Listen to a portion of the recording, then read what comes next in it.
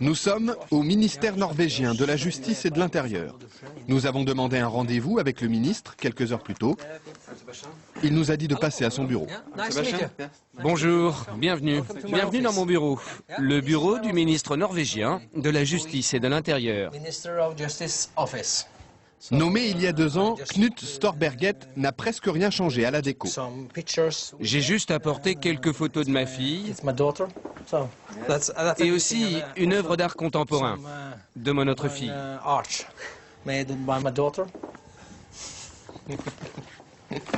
Et le reste du bureau est très simple. Vous trouvez? Oh, moi je trouve ça parfait. Ça vous suffit? Absolument. Je suis très fier de mon bureau. Parfois, le ministre finit sa journée un peu plus tôt que d'habitude. Et vous avez fini votre travail? Oui, j'arrête là. Et quelle heure est-il? Ne le dites pas au Premier ministre, mais il est 15h15. Il est temps d'aller chercher mes enfants à l'école et à la crèche. À 42 ans, Knut est l'un des ministres les plus importants du gouvernement. 20 000 fonctionnaires sous sa responsabilité. Allons-y. Pourtant, il s'en va seul, sans garde du corps. Un petit salut à la gardienne, en attendant sa voiture, ou plutôt l'une des voitures du gouvernement, car le ministre n'a pas de chauffeur attitré. Il partage les véhicules de fonction avec ses 19 collègues des autres ministères. Partir de bonne heure, pour chercher ses enfants, ne dérange personne en Norvège. Hei, Marit! Hei! Kroppen. Skal du være med hjem? La crèche et l'école de ses 2 filles sont à quelques pas de sa maison, dans un quartier résidentiel et tranquille d'Oslo. Comme Knut habitait déjà la capitale avant d'être nommé ministre, pas question pour lui d'avoir un appartement de fonction.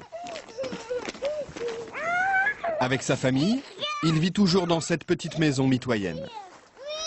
Et le grand plaisir du ministre, quand il rentre chez lui, c'est de préparer le dîner.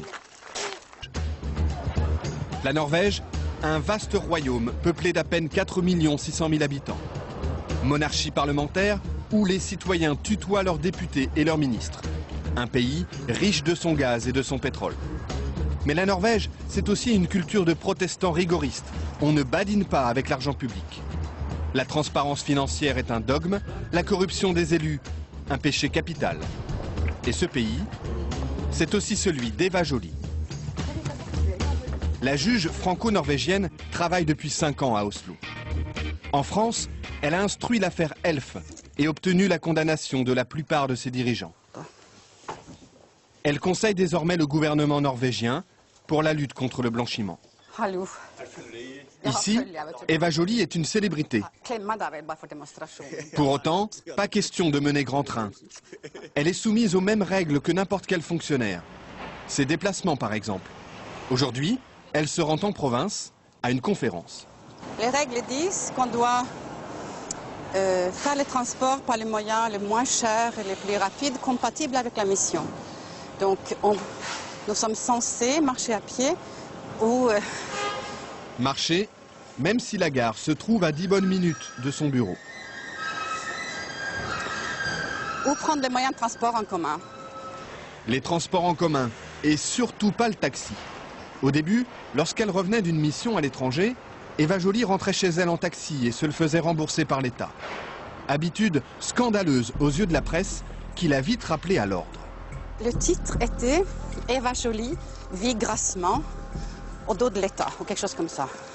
Donc, et j'ai compris, de façon assez innocente, je peux dire, que j'avais franchi un tabou et que si je voulais prendre un taxi, je me le payais. Hi. Salut. Je Je suis avec une équipe de télé française là. Je leur raconte mon histoire avec les taxis. Depuis, Eva Joly dit avoir compris la mentalité de ses compatriotes. Cette intransigeance, lui apparaît comme une vertu démocratique. C'est un garde-fou très efficace et qui évite tout dérapage. Je pense qu'en France, on a vraiment vu ce que ça donne quand il n'y a pas de contrôle. Et aujourd'hui, on trouve un état je pense, de mépris du politique qui est beaucoup dû à tous les excès non réprimés, non constatés même. En France. En France. En France, élus et ministres disposent d'une enveloppe pour leurs frais quotidiens, sans justificatif. En Norvège, c'est l'inverse. Ils doivent tout avancer et ne sont remboursés que sur facture. La preuve, avec le ministre des Affaires étrangères en déplacement officiel dans le nord du pays. Là aussi, sans garde du corps. Ce jour-là, il inaugure une école de commerce, visite une base militaire, rencontre les élus locaux. Et il déjeune comme tout le monde sur le pouce. Sandwich, café et gâteau sec. Cette fois-ci, ce sont ses hôtes qui l'invitent. Le ministre n'a rien à débourser. C'est lui qui paie le café. Mais d'habitude, il dispose d'un forfait très serré. 50 € pour 2 repas, 120 € la nuit d'hôtel. Il y a une limite pour chaque jour, hôtel, repas, couvert. Et si on dépasse cette somme, on doit le payer De votre poche. de son poche. Son assistant garde précieusement les reçus du taxi. Il sait qu'on va les lui réclamer. Pour l'embarquement du vol retour, le ministre fait la queue. Tout traitement de faveur serait mal vu. Mais il ne faut pas croire que parce qu'on est ministre, on est différent. Ça, c'est très dangereux. Hein. C'est faux et c'est dangereux. Au contraire, il faut montrer, à mon avis, qu'on peut vivre la vie de tout le monde, faire l'expérience de tout le monde, être proche de cette vie que tout le monde vit. Parce que ça donne à la fin une crédibilité à la politique qu'on essaie de mener.